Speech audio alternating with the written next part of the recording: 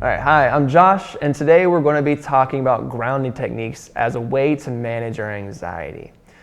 So grounding skills can be a way to bring us back into reality when our anxiety wants to take us into a fantasy land, a land of what if. Grounding techniques are going to bring us back into what is, right?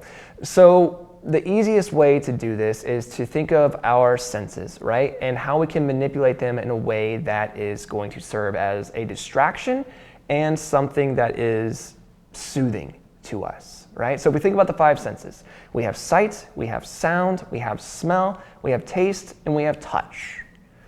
You can manipulate each one of those in a way that is going to distract you from your anxiety, that what if, that worry, that wonder about what's coming around the corner, and bring you back into the here and now and make you focus on what I need to focus on. Maybe I want to study, or maybe I want to be more engaged in a conversation.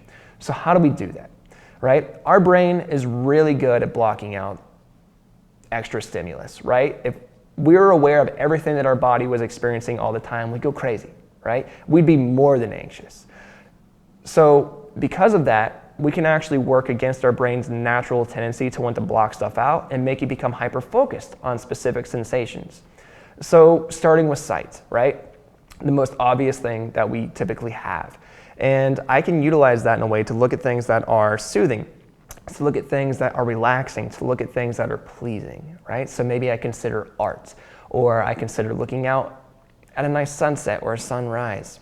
You know, it's really up to you what you consider to be pleasant and pleasing to look at. So take the time to just look around your environment. Pick out 5 things that you notice and describe them to yourself. What does that lamp look like? What does my table look like? What's on my table, right? Describe those things to yourself in great detail. And by doing that, your brain is going to focus on that and not focus on whatever you're worrying about, because it's getting distracted with the sense. So keeping that in mind, we can move on to our sense of smell, right?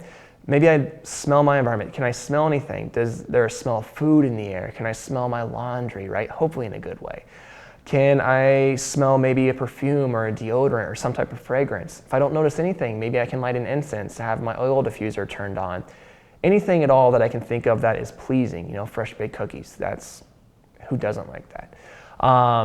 Think about what you can manipulate around your environment to create a sense of smell, maybe lighting a candle.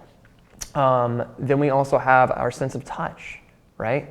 Maybe I want to feel the chair that I'm sitting in. I run my hand over it. What does that feel like? You know, can I notice it? Can I sense the different textures?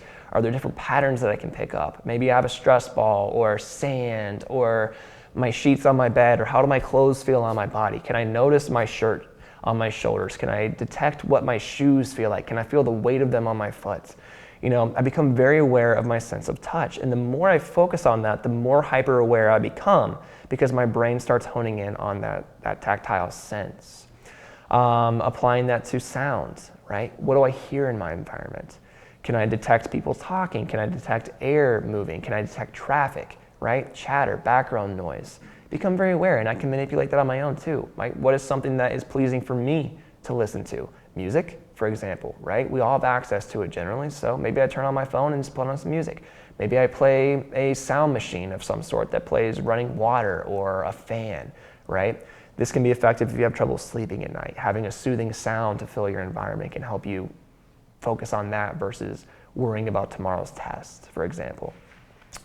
Then we have, you know, the sense of taste, something that can be easily manipulated, something that can be easily tricked into soothing us, right? Maybe you have a piece of food, a piece of candy, you know, maybe I just brushed my teeth and I'm noticing the taste of the toothpaste or the mouthwash that I used. You know, we can utilize that. All of these things, in short order, can help distract me away from whatever it is that my brain is wanting to wander to and worry about. And if I can simply just focus on my senses, I can bring myself back to here and now, and my anxiety subsequently reduces.